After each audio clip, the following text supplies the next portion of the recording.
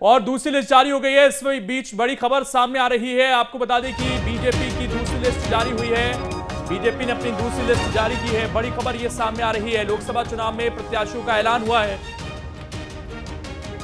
इससे पहले एक लिस्ट बीजेपी के सामने आ चुकी है और अब दूसरी लिस्ट भी सामने आई है। इस वक्त की बड़ी खबर आपको बता रहे हैं। देर रात तक कल मंथन चला, जिसके बाद अब ये दूसरी लिस्ट आई है।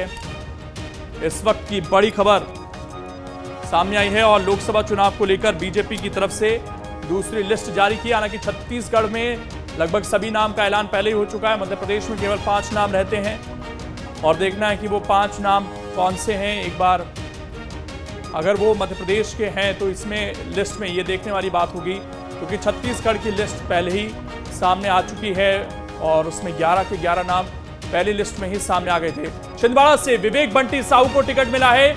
इससे पहले ये कमलनाथ के खिलाफ विधानसभा का चुनाव भी लड़ चुके हैं।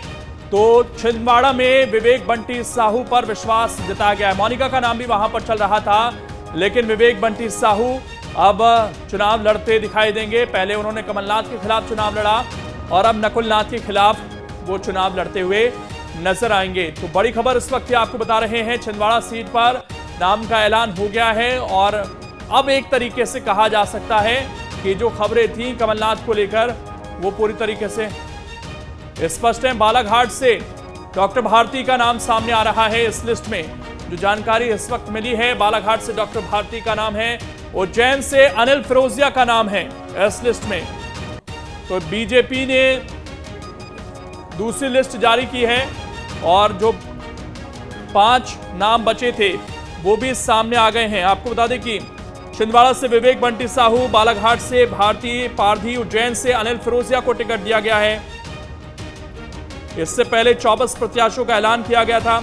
इंदौर से शंकर लालवानी वापस रिपीट हैं और यहां से ये कयासबाजी थी कि हो सकता है कि कोई महिला प्रत्याशी हो, लेकिन यहां पर से शंकर लालवानी को ही टिकट मिला है। उज्जैन से अनिल फिरोजिया को प्रत्याशी बनाया गया है। छिंदवाड़ा से विवेक बंटी साहू को टिकट मिला है। तो मध्य प्रदेश की अब पूरी स्थिति बीजेपी ने क्लियर कर दी है। पहले 24 जिसमें कई दिग्गज थे, शिवराज सिंह चौहान, वीडी शर्मा, ज्योतिरादित्य सिंधिया, और अब ये 5 नाम सामने आए हैं, जिसमें आपको बता दें कि इंदौर से शंकर लालवानी, छिंदवाड़ा से विवेक बंटी साहू, उज्जैन से अनिल फिरोजिया को प्रत्याशी बनाया गया है। ये बड़ी खबर इस वक्त आपको बता रहे हैं, जहां पर बीजेपी की तरफ से दूसरी लिस्ट भी जारी की गई है और इसमें तमाम नाम हम आपको बता रहे हैं। इंदौर से शंकर लालवानी का नाम आ रहा है, जो कि पहले भी यहां से सांसद हैं, उनको रिपीट किया गया है। छिंदवाड़ा से विवेक बंटी साहू, जो कि विधानसभा चुनाव भी लड़े थे कमलनाथ के खिलाफ इस सीट से। उज्जैन से अनिल फिरोजिया पर विश्वास पार्टी ने जताया है। तो ये बड़ी खबर इस वक्त बता रहे हैं। इससे पहले मध्य प्रदेश के 24 नाम सामने आए थे और अब 5 नाम और यहां पर जारी किए गए हैं, जिसमें आपको बता दें कि इंदौर, उज्जैन और छिंदवाड़ा के नाम हम आपको बता रहे हैं, जहां पर बीजेपी की तरफ से अब ये लिस्ट जारी की गई है।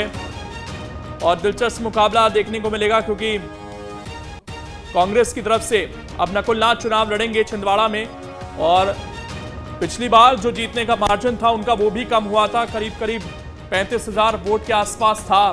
क्या उसमें अब विवेक बंटी साहू इस बार चुनाव जीतकर सबको चौंकाएंगे? हमारे सहयोगी संदीप इस वक्त जुड़ गए हैं। संदीप, डिटेल दीजिए दूसरी लिस्ट को लेकर और क्या कुछ जानकारियां मिली है? तीसरी लिस्ट पूरी तरह जारी हो चुकी है और बालाघाट में जो नाम बताया जा रहा था, बालाघाट में एक नया नाम निकलकर सामने आया है जो भारती पारधी का है। छिंदवाड़ा से विवेक बंटी साहू को टिकट मिला है। उज्जैन में एज इट इज कंडीशन रखी गई है, पूर्व सांसद अनिल फिरोजिया को रखा गया है। धार से सावित्री ठाकुर को टिकट दिया गया है महिला चेहरे के तौर पर। यहाँ पर जो पूर्व सांसद है उनका टिकट काटा गया है।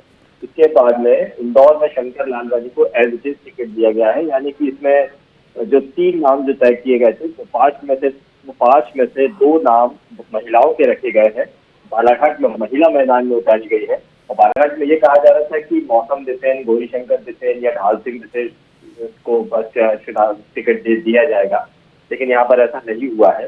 तो परंपरागत बड़े और दिग्गज शहरों की बजाय भारतीय पारधी, जो पारधी समाज से आती है, और इनको यहाँ पर टिकट दिया गया है। ये एक नया नाम है। बीजेपी ने पहला चौंकाने वाला नाम यहाँ पर सामने लेकर आया है। और विवेक बंटी साहू इससे पहले विधानसभा का इलेक्शन लड़ चुके हैं कमलनाथ के खिलाफ में, और चुनाव वो हार चुके थे। बीजेपी के जिला अध्यक्ष भी रह चुके हैं, और कमलनाथ फैमिली के खिलाफ में लगातार राजनीति करते आए हैं, और उनको उसका इनाम के तौर पर एक युवा चेहरे को मैदान में उतारा गया है। नकुलनाथ के खिलाफ में वो विवेक बंटी साहू चुनाव लड़ेंगे। और अनिल फिरोजिया, कहा जा रहा था कि इनके टिकट को लेकर असमंजस है और कोई नया चेहरा यहाँ पर मैदान में लाया जा सकता है। किसी महिला की तलाश की जा रही थी, तो वो महिला की तलाश जो है उसको ना करते हुए अब अनिल फिरोजिया पर ही विश्वास पार्टी ने एक बार फिर से जताया है। शंकर लालवानी के मामले में कैलाश विजयवर्गीय का बयान था लेकिन बिल्कुल, इसमें वो कह रहे थे कि मोदी या अमित शाह केंद्रीय नेतृत्व यहाँ पर एक महिला के तलाश कर रहा है। क्या तलाश नहीं हो पाई है? और शंकर लालवानी जो सिंधी समाज से आते हैं, देश में इकलौते ऐसे सांसद है जो सिंधी समाज से हैं, उनको एक बार फिर से इंदौर से टिकट दिया गया है। तो भाजपा ने अब अपने जो खाली बची 5 सीटों पर अपने उम्मीदवार घोषित कर दिए हैं। कोई भी सीट खाली नहीं रही है, ज्यादातर रिपीट है, तो नए नाम है। और अब बीजेपी के सारे उम्मीदवार 29 सीटों पर चुनावी मैदान में उतरेंगे। और हम ये पहले भी कह रहे थे कि उम्मीदवारों के को लेकर धार और बालाघाट जैसी जो धार, बालाघाट और छिंदवाड़ा जो सीट है, इस पर कांग्रेस के कैंडिडेट का इंतजार कर रही है बीजेपी। और जैसे ही कांग्रेस के कैंडिडेट आए कल, उसके बाद में अब इन सीटों पर भी नाम तय कर दिए गए हैं। बालाघाट में भारती पारधी, छिंदवाड़ा में बंटी साहू ये मैदान में उतरेंगे, और धार में भी एक महिला को, सावित्री ठाकुर को मैदान में उतारा गया है। इसे किस तरीके से देखा जाए संदीप की महिलाओं की चर्चा थी, लेकिन इंदौर में जिस तरीके से कैलाश विजयवर्गीय का बयान था, वहां पर क्या समीकरण बने कि शंकर लालवानी के पक्ष में फिर से पार्टी गई है वहां पर? देखिए, शंकर लालवानी एक तो निर्विवाद चेहरे हैं, और ये ताई और भाई के बीच के बीच में एक ब्रिज का काम करते हैं। इनसे न ताई परेशान है न भाई परेशान है, दोनों के बीच में सेतु का काम कर देते हैं। इनको किसी से गिला शिकवा नहीं है, निर्विवाद व्यक्ति है, संगठन के काम करते आए हैं। और पिछली दफा जब सुमित्रा महाजन यहाँ से इलेक्शन नहीं लड़ रही थी, तब शंकर लालवानी पर भरोसा जताया गया था। तब ताई और भाई दोनों ही गुट इस मामले पर एग्री कर रहे थे। इस बार दोनों ने एक बार फिर से जोर लगाया कि कोई नया चेहरा यहाँ पर सामने लाया जाएगा, लेकिन नया चेहरा लाने की बजाय बीजेपी ने ये सोचा कि सांसदों को सिंधी वोटों को साधना है और देश भर के सिंधी समाज को यह मैसेज देना है, और इसीलिए ये मध्य प्रदेश से एक और सिंधी समाज के शख्स शंकर लालवानी को टिकट दिया गया है, उन पर भरोसा जताया गया है। और कैलाश विजयवर्गीय की भविष्यवाणी शायद इस बार उतनी सटीक नहीं बैठी है, हालांकि उन्होंने टाल जरूर दिया था कि हंसी मजाक में बातें कही है। महिलाओं के उम्मीदवार की चयन की बात जो की जा रही है हंसी मजाक में कही थी उन्होंने, लेकिन अभी जो ये शंकर लालवानी पर भरोसा जताकर पार्टी ने ये बता दिया है कि वो सिंधी समाज को साध रही है। हालांकि मध्य प्रदेश से ही, इससे पहले भोपाल से ही भगवान दास सबलानी नाम के एक बीजेपी के विधायक है, और अब सांसद भी मध्य प्रदेश से होंगे, सिंधी समाज से ही होंगे। और सिंधी समाज को सहेजने का, उनको साथ में लाने का एक बड़ी कोशिश बीजेपी ने यहाँ पर की है। एक अहम बात यह है कि अभी CAA लागू हुआ है, और बड़े पैमाने पर सिंधी समाज के जो लोग हैं, जो पाकिस्तान में रहा करते थे, और कई जो ऐसे परिवार जो रहते तो भारत में है, लेकिन पाकिस्तान छोड़कर जो विभाजन के बाद में 2015 के पहले इंडिया आ चुके हैं, उनको नागरिकता पाकिस्तान की ही थी उनकी, तो रिन्यूअल के लिए हर साल पाकिस्तान जाना होता था। लेकिन अब इस CAA की इस कानून का फायदा सिंधी समाज को ज्यादा मिलेगा, और अब टिकट देने के बाद में एक मैसेज जोर दिया है बीजेपी ने कि वो सिंधी समाज को साधने की कोशिश, टिकट देने के बाद में एक मैसेज जोर दिया है बीजेपी ने कि वो सिंधी समाज को साधने की कोशिश कर रही है। और कांग्रेस इससे पहले मध्य प्रदेश में ऐसे हथियारों का इस्तेमाल करती रही है। अब बीजेपी ने भी उसी तरह का एक पैंतरा यहाँ पर चला है, और शंकर लालवानी की पसंद की वजह शायद यही हो सकती है। एक चीज और, गौरीशंकर बिसेन या उनकी बेटी का जिस तरीके से नाम चला, विधानसभा में भी पहले उनकी बेटी का नाम आया, फिर बदलकर वो चुनाव लड़े, तो इन्हें इन चीज़ों को कैसे देखा जाए? उनको मंत्री भी बनाया गया था लास्ट मोमेंट पे, लेकिन अब नाम सामने नहीं आना, क्या अब उनकी राजनीति को किस मुकाम पर आप देखते हैं?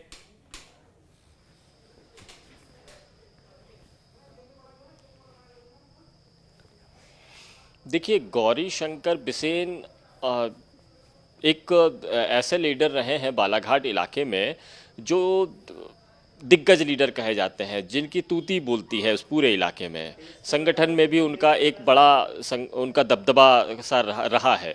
तो बिसेन की बजाय बालाघाट में बिसेन समाज के ही ढाल सिंह बिसेन, जो गौरीशंकर बिसेन के करीबी नहीं है, प्रतिद्वंदी कहे जाते हैं लोकल स्तर पर, पार्टी स्तर पर भले ही एक रूपता हो, लेकिन ढाल सिंह बिसेन को भी टिकट नहीं देना, गौरीशंकर बिसेन को भी नहीं देना, और इस बीच में किसी एक नए चेहरे को उतार देना। यानी पार्टी यहाँ पर यह संदेश देना चाहती है कि किसी एक नेता के भरोसे किसी इलाके में वो चुनाव नहीं लड़ेगी, कार्यकर्ताओं की दम पर नए चेहरे को भी मौका दिया जाएगा। तो ये मौका दिया जाना शायद यही संदेश होगा। इसके अलावा अगर हम देखें, अब क्योंकि 29 के 29 नाम सामने आ गए हैं, कांग्रेस अभी भी कई सीटों पर फंसी हुई नजर आ रही है। किस तरीके से पूरी लिस्ट को देखें संदीप, क्योंकि विधानसभा चुनाव में जहां कुछ और समीकरण दिख रहे थे, यहां पर बहुत सारे लोगों पर वही विश्वास जताया गया है। चाहे हम देखें विवेक बंटी साहू जो अभी चुनाव लड़कर आए, शंकर लालवानी, अनिल फिरोजिया, पुरानी लिस्ट में भी कई ऐसे चेहरे थे जिन पर विश्वास जताया गया। बहुत ज्यादा क्या माने कि इस बार बीजेपी ने चौंकाया नहीं है और अपने पुराने नेताओं पर उस तरीके का भरोसा इन दोनों लिस्ट में दिखा है?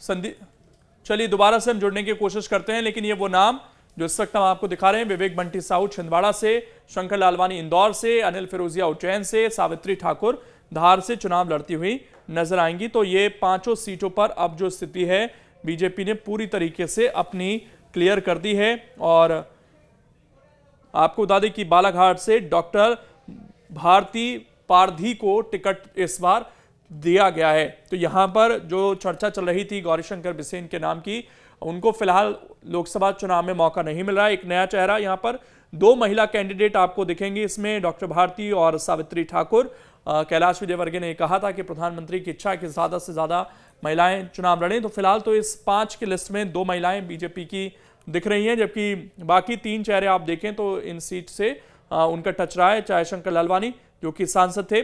संदीप हमारे साथ लगातार जुड़े हुए हैं। संदीप, अगर हम पहली लिस्ट और दूसरी लिस्ट का कंपैरिजन करें तो बहुत ज्यादा ये कह सकते हैं कि जो हम बड़े चेंजेस की उम्मीद कर रहे थे, जैसा छत्तीसगढ़ में भी हुआ, मध्य प्रदेश में सिटिंग एमपीज पर कम से कम काफी विश्वास पार्टी ने जताया है इस बार।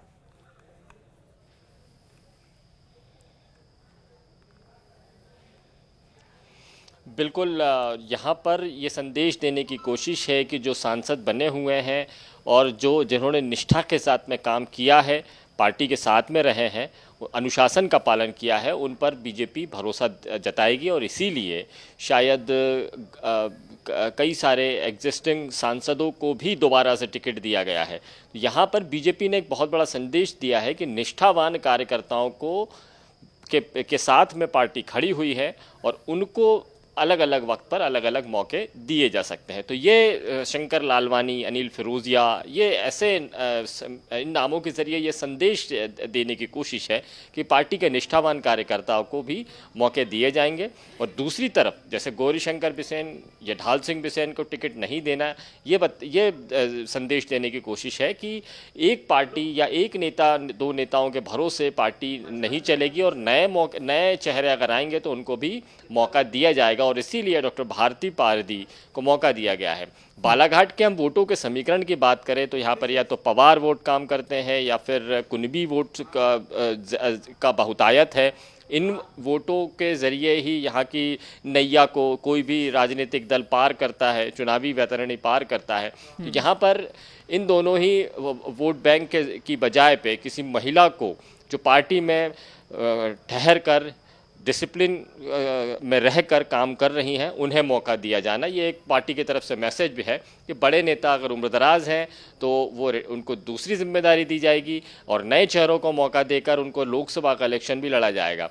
महिलाओं की जो इस तरह से बहुतायत देखने को मिल रही है, बार बार मौके दिए जा रहे हैं, 5 में से 2 नाम महिलाओं को दिया जाना है, तो कहीं ना कहीं बीजेपी ने ये संदेश दिया है कि महिला अगर है, योग्य है, पार्टी की कार्यकर्ता है, तो उनको मौका दिया जाएगा। होशंगाबाद से माया नरोलिया भी ऐसी चेहरा है जो संगठन के लिए हमेशा जिन्होंने काम किया था, इससे पहले की लिस्ट में जो नाम आया था। अब जो नए नाम है डॉक्टर भारती पारदी या सावित्री ठाकुर भी ऐसे ही नाम है जिनको संगठन में आपने काम किया है, तो उनको मौका दिया गया है। नेता अपना अपना काम अब शुरू कर सकते हैं। किसी भी सीट पर कोई संशय की स्थिति अब नहीं रह गई है। अब बीजेपी के सारे कार्यकर्ताओं के सामने पिक्चर क्लियर है। अब केवल जो काम होगा मतदाताओं से संपर्क का काम उम्मीदवारों का रह जाएगा और चुनावी प्रबंधन का काम पार्टी का हो जाएगा। तो दोनों स्तर पर अब काम शुरू किया जा सकता है।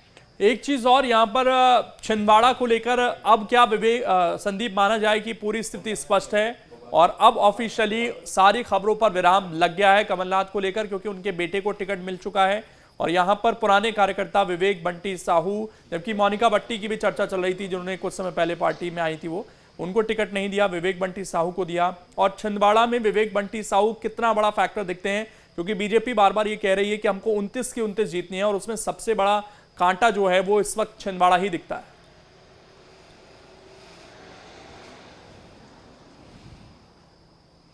देखिए, कमलनाथ के खिलाफ में विवेक बंटी साहू ने लगातार लड़ाई लड़ी है, लंबे अरसे से लड़ते आए हैं। वो चाहे कमलनाथ के मुख्यमंत्री वाला इलेक्शन हो या नकुलनाथ का पहला इलेक्शन हो या उससे पहले कमलनाथ का कोई भी काम रहा हो, विवेक बंटी साहू अपनी टीम के साथ में लगातार काम करते आए हैं। एक ताकतवर परिवार के साथ में, राजनीतिक परिवार के साथ में इस तरह से जुटे रहना और लगातार बने रहना और अपनी टीम को लगातार मजबूत करना, ये एक विवेक बंटी ने इस मामले पे काम किया है और एक युवा चेहरे हैं। इससे पहले भी कमलनाथ के खिलाफ में उनको मैदान में उतारा गया था, तब भी ये मैसेज दिया गया था कि दिग्गज चेहरे के सामने बीजेपी नए और युवा चेहरे को मौका दे रही है छिंदवाड़ा से। अब यहाँ पर युवा चेहरा, नया चेहरा आना चाहिए। तो बीजेपी ने पहले से कोशिश कर ही चुकी है। अब नकुलनाथ उनके बेटे सामने हैं, तो विवेक बंटी साहू जैसे युवा नेताओं को मैदान में उतारने का यही एक संदेश है। पार्टी के निष्ठावान कार्यकर्ताओं को अहमियत देना, ये मैसेज बीजेपी ने यहाँ पर एक बार फिर दिया है। और उनके जुझारू व्यक्तित्व को देखते हुए अब यहाँ पर नकुलनाथ वर्सेस विवेक बंटी साहू यहाँ पर होगा। और चूंकि नकुलनाथ और विवेक बंटी साहू दोनों युवा चेहरे हैं, छिंदवाड़ा में अब पीढ़ी बदल हो रहा है। यानी जो भी जीतेगा इनमें से, चाहे नकुलनाथ हो या विवेक बंटी साहू, एक युवा ही यहाँ पर रहेगा। तो कमलनाथ ने जो अपनी इतने दिनों तक छिंदवाड़ा में सत्ता बना रखी थी, छिंदवाड़ा का अब ये कहा जा सकता है कि अब वो रूटीन की छिंदवाड़ा की राजनीति से अलग होकर अब युवाओं को जो अब उनके बाद में, कमलनाथ के बाद में जब अब चेहरे होंगे, अब यहाँ पर नए और युवा चेहरे को मौका मिलेगा। तो अब यहाँ पर युवाओं के बीच में छिंदवाड़ा में फाइट देखने को मिलेगी। कमलनाथ यहाँ पर्दे के पीछे से जो चुनावी प्रबंधन करते हैं वही करते रहेंगे। एक चीज और, अगर हम ओवरऑल लिस्ट पर नाम डालें तो एक दो नाम और यहाँ पर बड़े अहम दिख रहे हैं संदीप। राष्ट्रीय स्तर पर देखें, कल ही हरियाणा का पूरा एपिसोड चल रहा था और मनोहर लाल खट्टर का नाम भी इस लिस्ट में आ गया है। उत्तराखंड से त्रिवेंद्र सिंह रावत का दिख रहा है, यहाँ पर शिवराज सिंह चौहान को टिकट दिया गया। तो कई पूर्व मुख्यमंत्री हो सकता है कि केंद्र में अब कुछ अलग भूमिका में हमें दिखेंगे और कई दिग्गज चेहरे, क्योंकि अभी कई दिग्गज चेहरे हैं, चाहे पीयूष गोयल की बात हो या निर्मला सीतारमण, नितिन गडकरी, लेकिन इनके अलावा भी अब कई बड़े चेहरे हमें दिख सकते हैं कैबिनेट में। क्या ये माना जाए?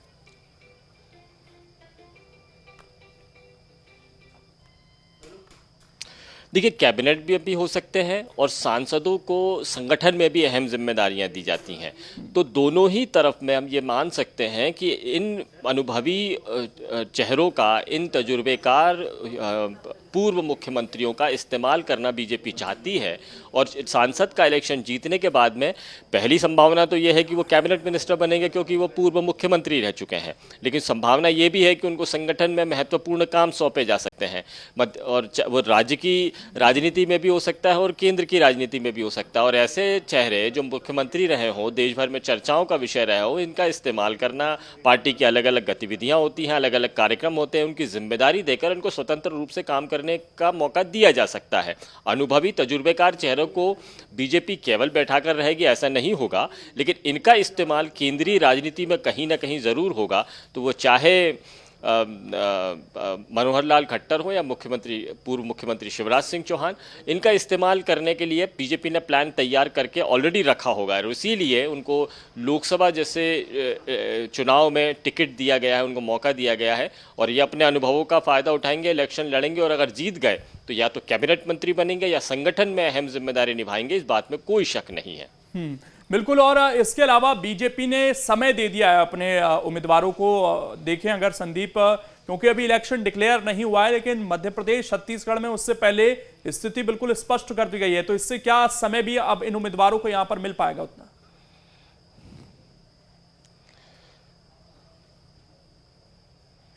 देखिए, सबसे बड़ी बात यह है लोकेंद्र की आमतौर पर यह देखने को नहीं मिलता है, यह शायद चुनावी इतिहास में पहली दफ़ा होगा लोकसभा में या जो अभी इलेक्शन को अनुभव कर रहे हैं या देख रहे हैं उन लोगों के जीवन में यह पहली बार होगा कि वो इलेक्शन का ऐलान अभी नहीं हुआ है, तारीखें आना अभी बाकी है, आचार संहिता लगना भी अभी बाकी है, लेकिन चुनावी उम्मीदवारों की घोषणाएं ऐसे हो रही हैं जैसे 2-4 दिन बाद में इलेक्शन होने वाले हैं। आमतौर पर अनुभव ये रहा है कि जब नामांकन दाखिल करने के लिए आखिरी तारीख होती है तब जाकर उम्मीदवारों के नाम का ऐलान किया जाता है। यहाँ तो होड़ लगी हुई है। बीजेपी ने जिस तरह से पहली सूची में 24 नाम घोषित कर दिए थे, फिर कांग्रेस भी पीछे नहीं रही, फिर जो शेष बची भी सीटें हुए हैं उसमें भी बीजेपी ने नाम घोषित कर दिए हैं।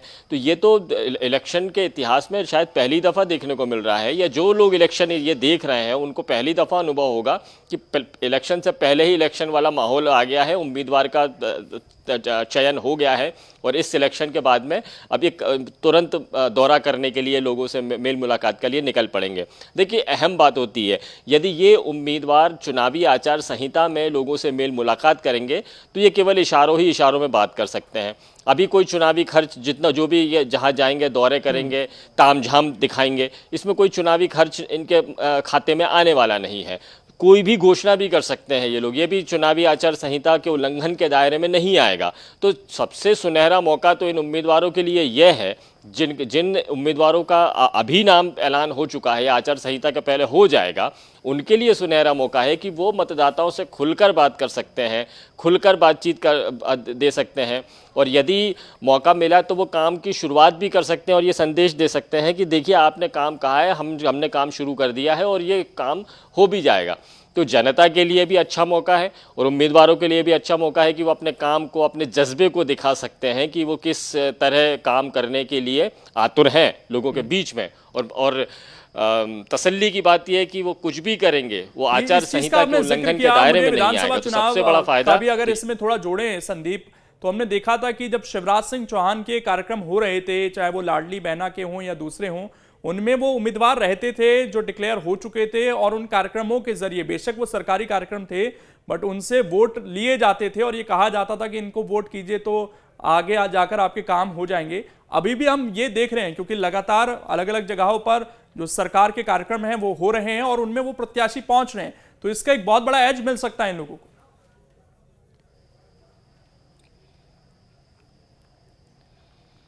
बिल्कुल फ़ायदा मिलेगा कि सरकार के साथ में होने या जो भी डिमांड करेंगे या इन उम्मीदवारों के ज़ुबान से जो भी निकल जाएगा उस बात को पूरा करना सरकार की सब और अहम पदों पर बैठे हुए लोगों की बड़ी जिम्मेदारी हो जाएगी।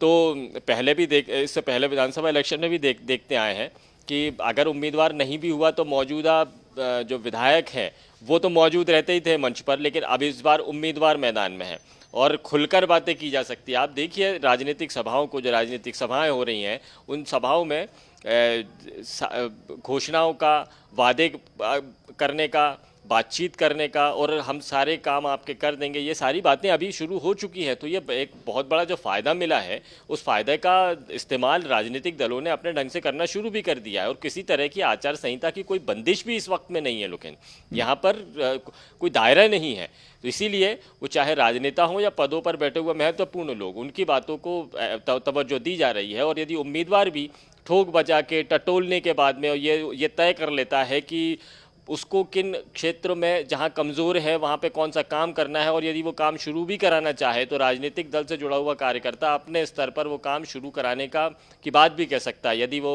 विपक्षी दल का विधायक अगर उसके साथ में है तो कांग्रेस के लोग भी बड़े काम करा सकते हैं, और यदि सत्ता पक्ष के लोग हैं तो पूरी सरकार उनके साथ में वो काम भी शुरू करा सकती है। तो इस तरह का इस ऐसे मौके का फ़ायदा तो देखने को मिल ही रहा है, और इन 5 उम्मीदवारों को भी इस नया फ़ायदा मिल जाएगा। इसमें से कुछ उम्मीदवार तो ऐसे हैं जो नए हैं, उन्होंने अभी तक मेल मुलाकात शुरू नहीं की है। कुछ विधायकों ने तो अपने क्षेत्रों से लगातार संपर्क में रहे हैं, और पार्टी के कार्यकर्ता पार्टी के जो कार्यक्रमों के जरिए वो अपने आप क्षेत्र के जनता के संपर्क में आ जाते हैं। लेकिन जो नए चेहरे हैं, जैसे बालाघाट से डॉक्टर भारती पारदी, ये अभी तक उतना जनसंपर्क नहीं कर रही होंगी। इसी तरह सावित्री ठाकुर का पूरे संसदीय क्षेत्र में जनसंपर्क नहीं होगा, लेकिन अब वो पहले ही जनसंपर्क करके और जो कमज़ोर क्षेत्र है वहाँ पर फोकस करके उस क्षेत्र की जनता की नाराज़गी को दूर कर सकते हैं, उनके असंतोष को संतोष में बदलने का, उनकी मांगें पूरी करने का एक बड़ा काम भी कर सकते हैं। तो सत्ता पक्ष के लिए तो ये सुनहरा पल है, सुनहरा मौका है। वक्त आने से पहले ही वो चुनावी दावपेच और गुणा भाग लगाने के बाद में अपने काम को निपटा सकते हैं और जनता को, वोटर्स को अपने पक्ष में कर सकते हैं। तो ये एक बहुत सुनहरा मौका है। तो ऐसे उम्मीदवारों के लिए तो अहम हो जाता है कि वो जो कमज़ोर क्षेत्र है वहाँ पर जाकर फोकस करके उन क्षेत्रों में जाने जो कमियां हैं उनको वक्त रहते पूरा कर लें, इलेक्शन की घोषणा से पहले पूरा कर लें। संदीप, एक जिक्र महिलाओं का जब कैलाश विजयवर्गीय ने किया था, अभी 5 में से 2 महिला हमें दिखी हैं, तो वो बात वहां पर कहना, हालांकि वो महिलाओं के बीच ही थे, क्या उसे उसी तरीके से अब लिया जाए? क्योंकि 5 में से हम ये मानकर चल रहे थे कि शायद 3 पर भी ये महिलाएं हो सकती थी, लेकिन ऐसा हुआ नहीं है। और जो पहले बड़े फेस से वो तो बदले नहीं गए, वहां पर 2 नए फेस हमें जरूर दिख रहे हैं महिला के रूप में। तो कैलाश विजयवर्गीय की उस बात को किस तरीके से देखा जाए? महिलाओं को ज्यादा मौका देना है, क्या वैसी चीज होती हुई दिखी है अभी?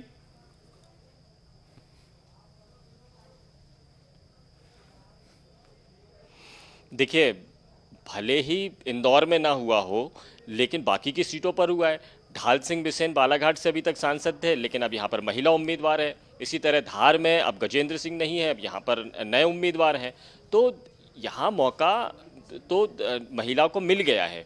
यानी जो पार्टी के अंदर इंटरनल सिस्टम में जो बातें चल रही थी कि महिलाओं को ज़्यादा से ज़्यादा मौका दिया जाना है, अगर तलाशना है तो तलाशिए और हम उस पर चर्चा की जाएगी। तलाश भी हुई भी होगी, लेकिन शायद वो नाम तय नहीं हो पाया होगा। वो जो मापदंड है, मैं रोक रहा हूँ 1 मिनट संदीप आपको। इस वक्त बंटी साहू हमारे साथ फोन लाइन पर जुड़ गए हैं। बंटी जी, बहुत स्वागत है आपका। और टिकट मिला है सर, कितनी बड़ी चुनौती छिंदवाड़ा में मान रहे हैं अपने लिए? जी, मैं एक तो सर्वप्रथम हमारे देश के यशस्वी प्रधानमंत्री नरेंद्र मोदी जी का बहुत बहुत धन्यवाद देना चाहूंगा, हमारे राष्ट्रीय अध्यक्ष जेपी नड्डा जी, हमारे देश के यशस्वी गृह मंत्री अमित शाह जी, साथ ही साथ हमारे प्रदेश के यशस्वी मुख्यमंत्री डॉक्टर मोहन यादव जी और हमारे यशस्वी प्रदेश अध्यक्ष सम्मानीय वीडी शर्मा जी का बहुत बहुत आभार और धन्यवाद व्यक्त करना चाहूंगा कि मेरे जैसे छोटे से कार्यकर्ता को इतनी बड़ी जिम्मेदारी दी है। और निश्चित तौर पर यह मोदी जी का चुनाव है और छिंदवाड़ा इस बार इतिहास रचने जा रहा है। लेकिन अभी विधानसभा चुनाव में भी आपने पूरी कोशिश की थी, जीत नहीं मिली। क्या लोकसभा चुनाव में उम्मीद है कि नकुल नाथ को टक्कर दे पाएंगे? देखिए, विधानसभा चुनाव में मुख्यमंत्री के नाम पर छिंदवाड़े के लोगों को छला गया और वो छलावे से छिंदवाड़े की जनता अब उनके छलावे में नहीं आने वाली है और भारतीय जनता पार्टी का साथ देने वाली। चुनाव मोदी जी का चुनाव है, यह चुनाव राष्ट्र का चुनाव है। यह चुनाव मध्य प्रदेश देश के एक एक नागरिक जिनकी मंशा है कि भारत माता परम एवं विराजे, भारत विश्व गुरु बने, तो वो ये सारी चीजें मोदी जी कर सकते हैं। चुनाव मोदी जी का और निश्चित तौर पर इस बार छिंदवाड़े में विजयश्री हासिल होगी। लेकिन वहां पर कमलनाथ जिस तरीके से दावे करते हैं और उनको पार्टी चाहती है कि वो दूसरी जगह से चुनाव लड़ें, ऐसी खबरें हैं। बालाघाट से खबर चली, जबलपुर से चली, लेकिन उन्होंने कहा कि मैं छिंदवाड़ा नहीं छोड़ूंगा। उनके बेटे तो हैं ही, लेकिन कमलनाथ भी साफ कर रहे हैं कि वो छिंदवाड़ा में ही रहेंगे। तो आपको लगता है कि इससे जो जनता है वो उनके प्रति और अटैच हो सकती है कि वो कम से कम अपने क्षेत्र को छोड़ने के लिए तैयार नहीं है?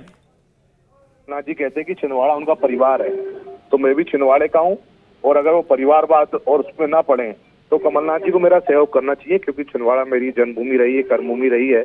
और अगर परिवार मानते हैं तो उनको छिंदवाड़े के बेटे को पहले साथ देना चाहिए, उन्होंने कमलनाथ जी को मेरा साथ देना चाहिए। पिछली बार 37,000 के करीब का अंतर था विवेक जी, तो इस बार क्या लगता है कि इसको पाट पाएंगे? इस बार लोकसभा चुनाव हम भारी बहुमतों के साथ छिंदवाड़ा से जीतेंगे। लेकिन एक छिंदवाड़ा मॉडल की बात होती है, जनता के बीच आप क्या बताएंगे, कैसे उस मॉडल को टैकल करेंगे, आपकी क्या रणनीति है? छिंदवाड़ा मॉडल भारतीय जनता पार्टी की सरकार जब से बनी है, चाहे 2003 के बाद मध्य प्रदेश में भाजपा की सरकार बनी या फिर 2014 के बाद जब मोदी जी की दिल्ली में सरकार बनी, तो जो छिंदवाड़े का विकास हुआ भाजपा के शासनकाल में हुआ है और ये जनता के बीच में हम लेकर के सब चीजें जाएंगे। एक चीज और बताइएगा विवेक जी कि बहुत सारे लोग, अभी ये संख्या तो 2000 के पार बताई जा रही है, छिंदवाड़ा के लोग अभी जुड़े हैं बीजेपी से। इससे क्यों ऐसी जरूरत पड़ी, क्यों कांग्रेसियों को आप लोग ला रहे हैं बीजेपी में? क्या खुद का छिंदवाड़ा का संगठन आप लोगों का उतना मजबूत नहीं था वहां पर? जिस तरीके से कांग्रेस ने भगवान राम के मंदिर की प्राण प्रतिष्ठा का जो कार्यक्रम था उसका बहिष्कार करी, तो उससे कांग्रेस के लोगों की भावनाएं आहत है। कांग्रेस के लोग कार्यकर्ता दुखी हैं, उसको लेकर के सब लोग भारतीय जनता पार्टी में शामिल हो रहे हैं। और मैंने कहा आपको, जो मोदी जी का सपना, हमारा सपना कि भारत विश्वगुरु बने, आत्मनिर्भर बने, तो इस सपने में जो जो साथ देना चाहता है उनका सबका स्वागत है। लेकिन अगर यही जो बात कमलनाथ को लेकर या उनके बेटे को लेकर चल रही थी वो आ जाते तो आप जैसे कार्यकर्ता को क्या चोट नहीं पहुंचती? फिर आप लोगों को कैसे मौका मिलता चुनाव लड़ने का? अगर नकुलनाथ आ जाते या हो जाता, ऐसा हो जाता, वैसा हो जाता, वैसे खत्म है। अब तो यह है कि हम छिंदवाड़ा से भारतीय जनता पार्टी को विजय दिलवानी है। तो वो जो कार्यकर्ता आपके साथ जुड़े हैं, क्या वैचारिक रूप से अब वो कमलनाथ के खिलाफ लड़ पाएंगे वहां पर? बिल्कुल बिल्कुल बिल्कुल बिल्कुल पूरी ताकत से सब लोग लगे हैं। तो कामना आपको बहुत बहुत। एक चीज और, क्योंकि अभी जो विधानसभा चुनाव हुआ वहां पर 7 विधानसभा में बीजेपी जीती, कांग्रेस जीती, माफ कीजिएगा, तो उसके बाद अभी 2-3 महीने में आपको ऐसा क्या लगता है कि चेंजेस आए होंगे और जनता का दिल बिल्कुल बदलेगा वहां पर? नहीं, देखिए, मैंने कहा ना, जैसे छिंदवाड़े को मुख्यमंत्री के नाम पर चला गया, अब छिंदवाड़े की जनता इस छलावे में नहीं आने वाली है और इस बार बहुत भारी बहुमतों से छिंदवाड़े से भाजपा विजय हासिल करेगी। इलेक्शन अभी डिक्लेयर नहीं हुआ है, समय तो पर्याप्त है प्रचार के लिए आपके पास? हाँ, पूरा पूरा पर्याप्त। चलिए, शुक्रिया। विवेक बंटी साहू हमारे साथ जुड़े हुए थे और उनका ये कहना है कि उनको विश्वास है कि ये जो पिछली बार 37,000 का डिफरेंस रह गया था इसको भी जरूर दूर कर लिया जाएगा। संदीप हमारे साथ लगातार जुड़े हुए हैं। संदीप, कितना आसान होगा उनके लिए ये 37,000 का डिफरेंस पार्ट पाना?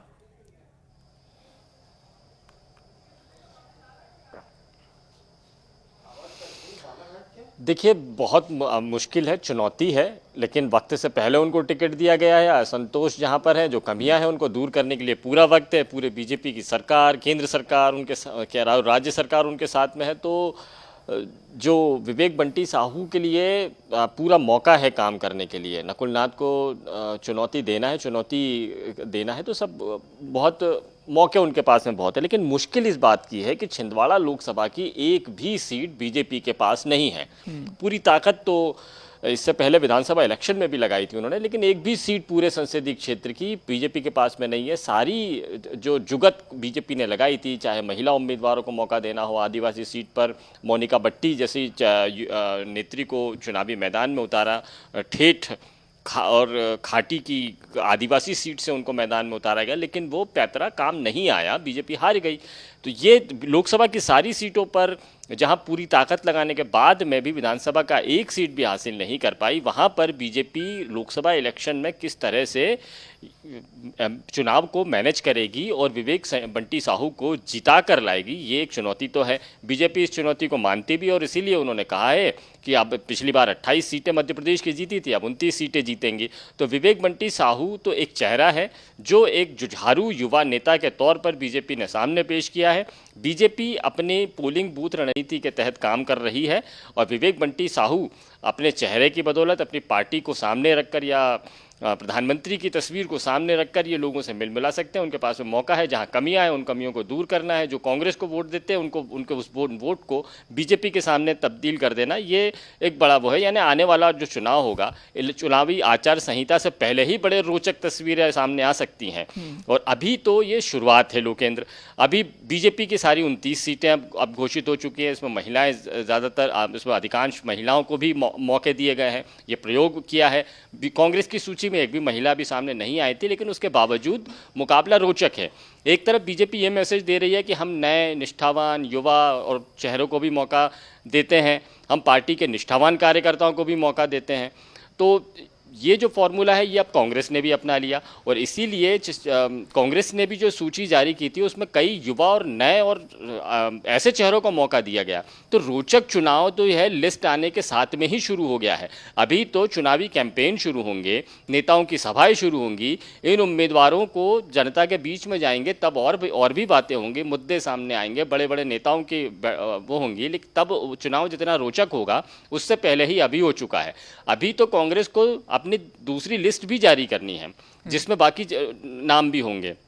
कांग्रेस क्या रणनीति अपनाती है ये भी देखना होगा।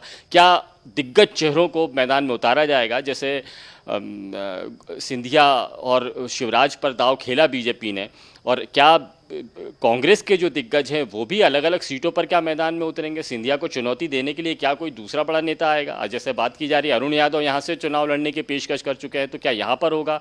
या कमलनाथ, दिग्विजय सिंह जैसे लीडर्स को भी मैदान में उतारा जा सकता है? और यदि जिस तरह से दूसरी सीटों पर नए और युवा चेहरों को मौका दिया है, चाहे उज्जैन हो, चाहे मंडला हो, चाहे धार जैसी सीट हो, यहाँ पर जिस तरह के लोगों को, नेताओं को मैदान में उतारा है, क्या ऐसे ही चौंकाने वाले चेहरे और लेकर आएंगे जो तरोताज़गी देंगे पार्टी को और कार्यकर्ताओं में उत्साह बढ़ाएंगे और जीत की उम्मीद बनाकर देंगे? तो अभी तो बहुत सारे पत्ते खुलने बाकी हैं। चुनाव की घोषणा से पहले उम्मीदवारों की घोषणा नहीं इस चुनाव को रोचक बना दिया। आने वाले दिनों में और भी जब पत्ते खुलेंगे, ये राजनीतिक दल अपने पत्ते खोलेंगे, तब और भी कहानी दिलचस्प होगी। लेकिन इन 5 उम्मीदवारों की घोषणा के साथ में ही हम ये कह सकते हैं कि ये राजनीतिक दल जीत की मंशा के साथ में चुनावी मैदान में उतरने की प्लानिंग कर चुके हैं। अभी तो आने वाले दिनों में पोलिंग बूथ की प्लानिंग भी होगी, कैंपेनिंग भी होगी। तो ये किस तरह का होगा तो ये चुनाव को और रोचक बनाएगा। ये आपने बड़े चेहरों का जिक्र किया संदीप, और इसमें एक बड़ा दिलचस्प सवाल ये बनता है कि इस बार ये बड़े चेहरे जो कि हम देखते हैं कि पार्टी की लिस्ट में स्टार प्रचारक की जगह भी रखते हैं, चाहे हम कांग्रेस से बात कर लें कमलनाथ की, दिग्विजय सिंह की, बीजेपी में आ जाएं तो शिवराज सिंह चौहान या फिर ज्योतिरादित्य सिंधिया।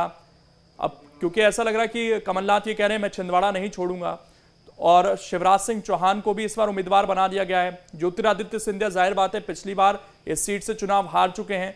तो इन लोगों के जहन में क्या चल रहा होगा? क्या अपने गढ़ को किसी तरीके से बचाएं, या राष्ट्रीय स्तर पर जिस तरीके से पार्टियां इनसे चाहती हैं या प्रत्याशी भी चाहते होंगे कि ऐसे लोग हमारे कैंपेन का जरूर एक बार हिस्सा बने, हमें इसका फायदा मिले, इन लोगों के जहन में क्या होगा? इनके लिए अपनी सीट बचाना कितना मुश्किल, कितना आसान रह सकता है इस चुनाव में, क्योंकि लोकसभा का क्षेत्र वैसे बहुत बड़ा होता है।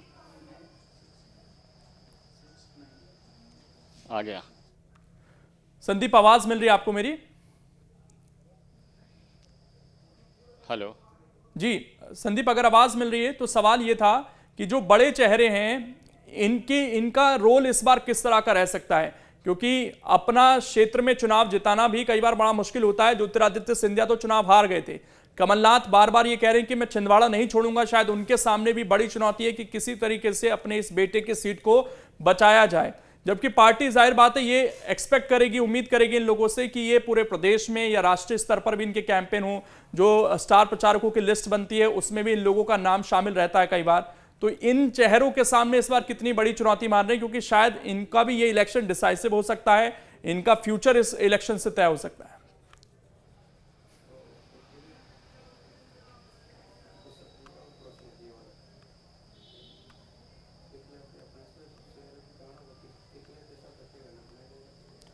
ठीक, लग रहा है आवाज नहीं पहुंच पा रही है, लेकिन वो जो चेहरे हैं वो लगातार हम स्क्रीन पर दिखा रहे हैं, वो लिस्ट है और इसमें 2-3 बड़े चेहरे भी इस बार दिख रहे हैं। अगर हम मध्य प्रदेश से अलग बात करें, इसमें कल ही जिन्होंने मुख्यमंत्री पद से इस्तीफा दिया, मनोहर लाल खट्टर का भी नाम इसमें शामिल किया गया लिस्ट में। इसके अलावा इसमें त्रिवेंद्र सिंह रावत का भी नाम सामने आ रहा है, उत्तराखंड से, वो भी पूर्व मुख्यमंत्री रह चुके हैं और उनके बारे में ये खबर है कि वो भी चुनाव लड़ सकते हैं हरिद्वार सीट से।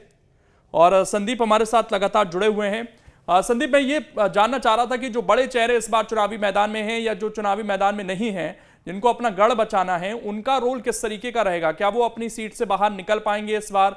चाहे शिवराज सिंह चौहान की बात हो, ज्योतिरादित्य सिंधिया की बात हो, कमलनाथ के बेटे चुनाव लड़ रहे हैं, इनकी भूमिका क्या रह सकती है? सिंधिया अपना चुनाव पिछली बार हार गए थे, कमलनाथ के बेटे का मार्जिन घट गया था, शिवराज सिंह चौहान लंबे समय बाद लोकसभा का चुनाव लड़ रहे हैं।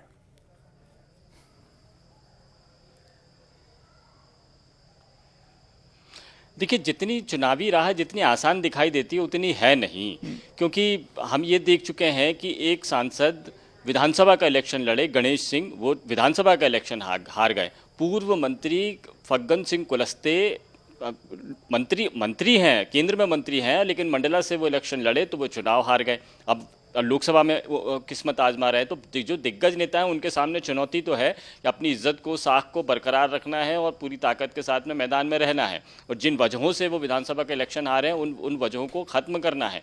शिवराज सिंह चौहान और सिंधिया जैसे लीडर्स के साथ में ये परेशानी होगी। उनकी सीट भले ही ये मानी जाए कि सुरक्षित है, लेकिन ऐसे नेताओं से उम्मीद ये की जाती है कि वो जीत के मार्जिन के जरिए ये बताएं कि वो कितने बड़े स्तर के नेता हैं। तो ये भी उनको बताना है। और विदिशा से तो, अब विदिशा और गुना, इन दोनों इलाकों से तो कांग्रेस का उम्मीदवार अभी आना बाकी है, लेकिन कांग्रेस जिस तरह से चुन चुन के उम्मीदवार दे रही है तो जनता को, वोटर को सोचने के लिए मजबूर जरूर होना पड़ेगा कि क्या इस कांग्रेस के इस उम्मीदवार पर भरोसा जताए। लेकिन गुना जैसी सीट पर सिंधिया क्या गढ़ होते हुए भी सिंधिया कांग्रेस से चुनाव हार गए थे। अब यहाँ पर जो बीजेपी का कार्यकर्ता है केपी यादव का इस बार मौका न देके सिंधिया को इस बार मौका दिया गया। और सिंधिया ये चाहते भी थे कि गुना, जो उनके परंपरागत सीट रही है, जो उनके पिता की सीट भी रही है, वो इस सीट पर वो एक बार सांसद का इलेक्शन तो लड़े, क्योंकि वो ज़मीनी नेता कहे जाते हैं और लोकसभा क्षेत्र में लगातार सक्रिय भी रहते हैं। तो एक बार फिर से वो लोकसभा का इलेक्शन लड़ना चाहते हैं। लेकिन ये उनको ध्यान देना होगा कि वो इतना ही ध्यान जब वो कांग्रेस में रहते हुए, एक सांसद और मंत्री रहते हुए देते थे, उस वक्त में भी चुनाव वो हार गए थे। तो जो वजह रही है, कुछ ना कुछ कमियां ज़रूर रही होगी, उन कमियों को पूरा करने की कोशिश भी है। दूसरी तरफ प्रचार के लिए उनको दीगर प्रदेशों में भी भेजा जा सकता है, भेजा जाता रहा है। अलग अलग प्रदेशों की जिम्मेदारियाँ इन नेताओं को दी जाती रही है। तो शिवराज सिंह चौहान और सिंधिया के सामने ये चुनौती तो रहेगी, लेकिन जो दूसरे दिग्गज लीडर्स हैं उनको भी यहाँ देखना होगा।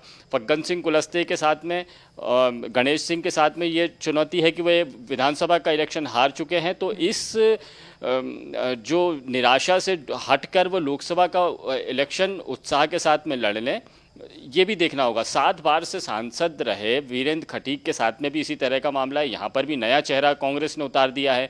तो एक तरफ अनुभवी तजुर्बेकार वीरेंद्र सिंह खटीक है, दूसरी तरफ कांग्रेस ये बताने की कोशिश कर रही है कि बीजेपी परंपरागत चेहरे को मौका देती है, नए चेहरों को उठने का मौका नहीं दे रही है। इस इलाके में ये मुद्दे बनाए जा रहे हैं। टीकमगढ़ में यहाँ पर एक युवा चेहरा को मौका दिया गया है। तो दिग्गज नेताओं के सामने अपनी चुनौतियाँ हैं। अपनी सीट को बरकरार रखना ये तो है ही, और अपने कद के मुताबिक जीत के अंतर को बढ़ा करके ये मैसेज देना कि वो कितने दिग्गज नेता है और अपनी सीट को बचा कर रखे हुए हैं, ये भी चुनौती है। और पार्टी इन दिग्गज नेताओं का अलग अलग स्तर पर इस्तेमाल करती है।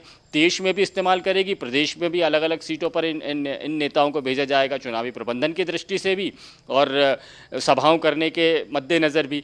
तो ये जितने दिग्गज नेता हैं उनके लिए चुनाव उतना आसान नहीं है। बिल्कुल ठीक कहा लोकेंद्र आपने, और ये चुनौती इन नेताओं के सामने रहेगी ही।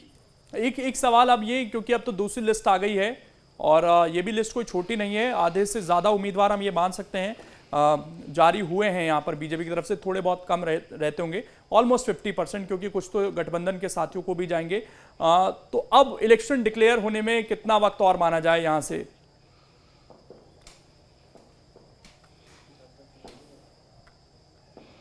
देखिए, चुनाव आयोग की जो तैयारियां हैं वो बैठक, उनकी आखिरी बैठक होनी अभी बाकी है। और जैसा कि कहा जा रहा है कि 2 नए चुनाव आयुक्त आएंगे, वो कार्यभार ग्रहण करेंगे और उसके बाद में चुनाव की जो घोषणा उसके बाद में की जा सकती है। आखिरी औपचारिकता है, चुनाव आयोग अलग अलग राज्यों से रिपोर्ट बुलाता है, रिपोर्ट पर मीटिंग करता है और उसके बाद में फिर एक दिन तय कर लेता है, जिस दिन प्रेस कॉन्फ्रेंस होती है, और उसी दिन चुनाव का ऐलान कर दिया जाता है। तो ये चुनाव की रिपोर्ट सारी जगह से बुला ली गई हैं, किसी भी वक्त चुनाव का ऐलान हो सकता है। अब ये जो चुनाव आयुक्त, 2 प्रमुख चुनाव आयुक्त हैं, ये कल कार्यभार ग्रहण करने वाले हैं, ज्वाइन करने वाले हैं। तो इनकी ज्वाइनिंग के बाद में शायद 1 या 2 दिन और उसके बाद में कभी भी इलेक्शन का ऐलान किया जा सकता है। शायद वो नोटिफिकेशन सही नहीं पाया गया है जो चुनाव आयुक्त को लेकर आ रहा था। तो क्या अगर वो नोटिफिकेशन सही नहीं है, सरकार ने जिस तरीके से जानकारी दी, तो ये भी कुछ दिन और टल सकता है जब तक वहां पर पूरी तरीके से टीम नहीं बन जाती है चुनाव आयोग की?